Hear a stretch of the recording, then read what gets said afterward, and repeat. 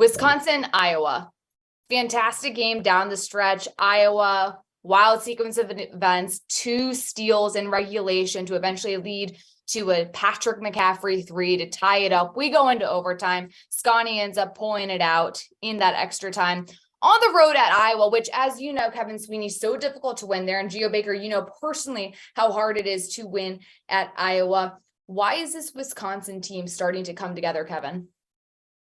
Well, I think it took them a little bit of time offensively to figure out like what they were going to do when they wound up in late shot clock situations. It's funny. I remember talking to Zach Edey of Purdue in Portland in one of the press conferences. He said, one of the reasons we've been so good is when we run bad offense, we just get into a pick and roll situation. We've been really, really good.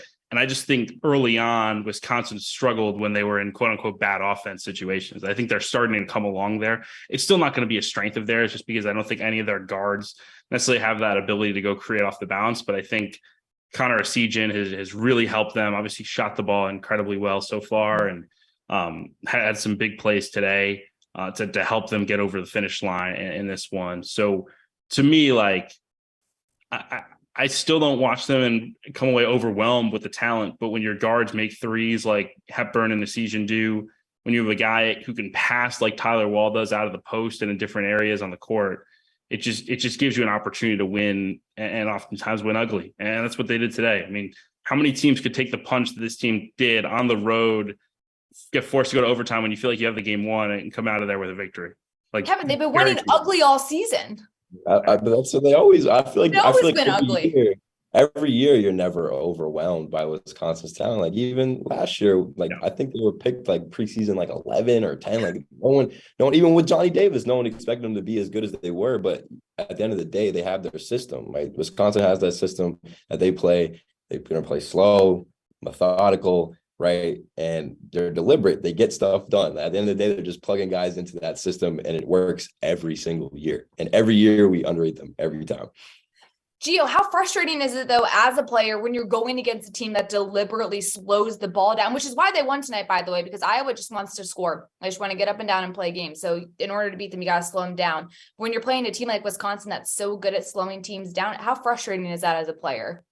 It's tough because you think about, for Iowa, right, you don't want to spend 20 seconds, 25 seconds, 30 seconds just playing defense the whole time. And it gets so annoying. And every single guy is posting you up. Like you're getting posted up every single possession. And for a team that wants to get out and run and have fun and play offense, it gets super frustrating. Like, and even for us, we were never a pretty offensive team, but to guard for that long and knowing that every single guy can potentially score on you, it's tough. It's a tough time as a player.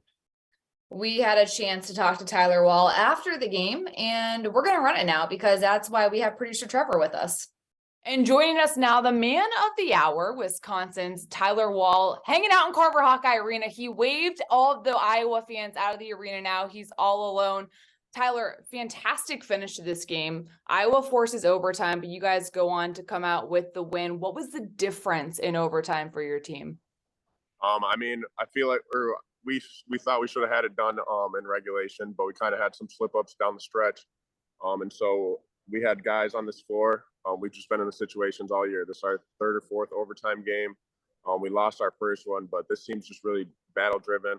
We got a lot of tough guys that want to win. So we were diving on the floor, and it was just that extra one at the end. I know we got a few loose balls, and that was really the difference there in overtime.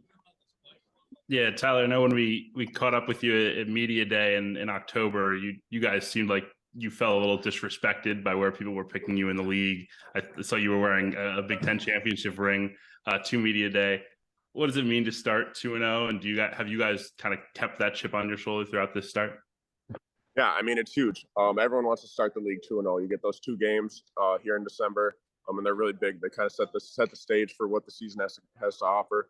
And so we came in with a laser focus coming into these 2 Big Ten games, sticking together, battling through adversity, and it's just huge. We'll try to keep it rolling, and just get better every day.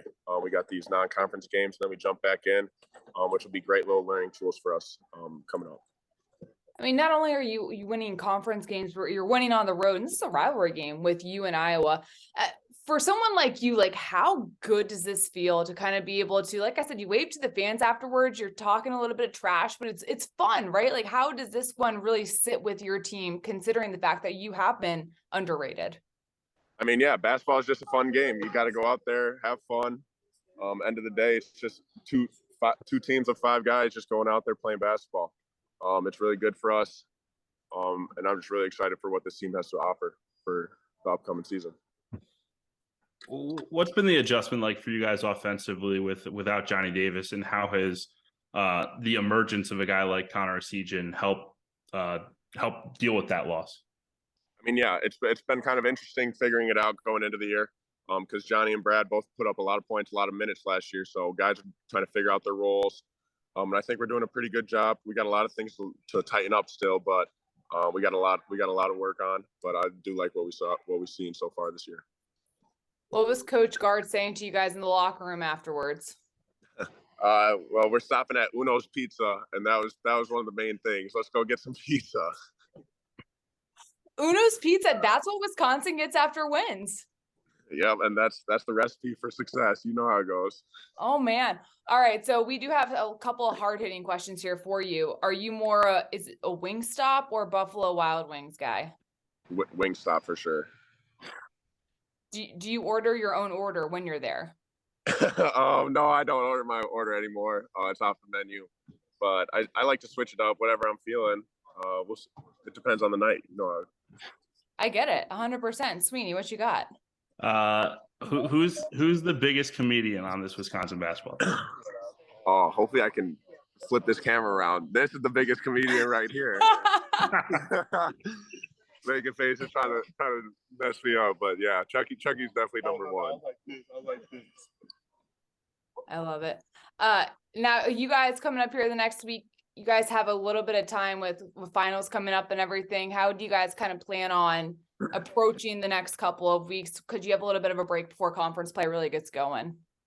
Yeah, I think Coach Starr's done a good job. Our schedule's out. My off days sprinkled in along with practices, so we're not causing it too much trouble away from basketball. So we're gonna lock in, learn from these games, from what we've done so far, and just continue to get better day by day. What's the how different is the locker room energy at 2-0 in the Big Ten versus where you guys were? I gotta get going, but energy's great. Here's a little video of Chucky Dev. Yeah, Chucky. And that's exactly how we want to end it on that. Tyler Wahl, Chucky Hepburn, thank you for joining us. Field of 60 After Dark. We will see you guys soon. Awesome. Thank you. I don't know what's better, the fact that we got Chucky Hepburn dancing multiple times, or the fact that Greg Gard's like, guys, we're celebrating Pizzeria Uno. It is. You gotta love a good road win, honestly. But Gio, these road wins are so hard to get, and we've talked about this, and we talked about Tyler. This team is always underrated, but when you're that underrated team, would you rather be in that position where you have that chip on your shoulder and no one's expecting much from you? Oh, 100%. I mean, I love to be in the underdog at Rutgers. And, once we started getting some success, it was harder. Right? You felt more pressure. Whereas if you're the underdog, you don't really have anything to lose. You just go out and play your hardest. And when you win, no one really expects it. And if you lose, there's less of the pressure. There's less of that social media, everyone on you, basically just asking what happened in the game, different stuff like that. So I think guys love being the underdog, love having that chip on their shoulder, and they're showing it right now. Look, I like this Wisconsin team because they defend at the end of the day. And if you're going to win in the Big Ten, you have to be able to defend.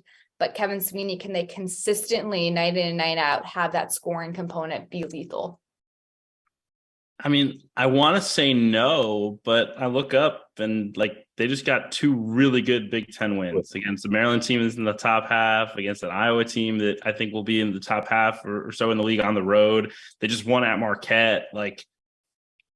In my brain, I look at the roster and I watch them play and I say, no, it's gonna come to roost eventually. But it didn't last year. It hasn't so many times at Wisconsin under Bo Ryan and now Greg Gard. So yeah, I think we have to consider him a real contender to win this thing. I know it doesn't feel like we should when you compare their talent level to an Indiana or to an Illinois or to even a Purdue. but it's just like there's something about this Wisconsin team that finds ways to win. And until that changes, they're going to be in the conversation to win this league almost every year.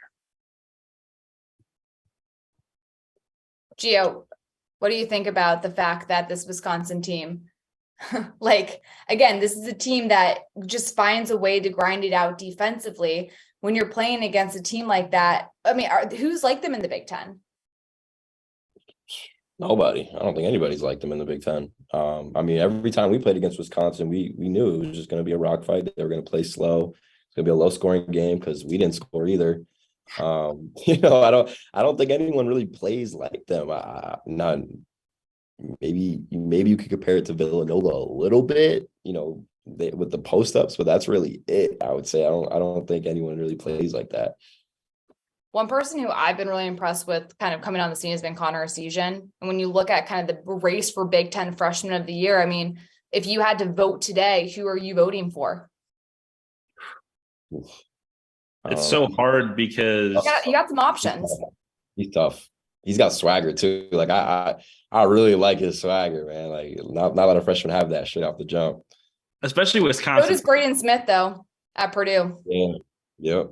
Yeah, I think it should be him or it should be Braden or Connor Essegian just because of their impact on their teams, right? Like I think Illinois has 4 really good freshmen, like Sky and Jaden Epps have both been really good, but I just think those 2 guys, Essegian and Braden Smith, have been so important to their team success. And I think I would probably lean towards Smith, and maybe also Fletcher Lawyer could be in that conversation as well. I think I would lean towards Smith because he's the point guard for the team that's probably the best team in the league, a top 5 team in the country. That matters, but man, oh man, has Essegian been good and just risen to the moment so many times early in his career. And for Greg Gard to have the level of trust that he has in this kid early on, I think says a lot about who he is, not just on game day, but also every day in practice.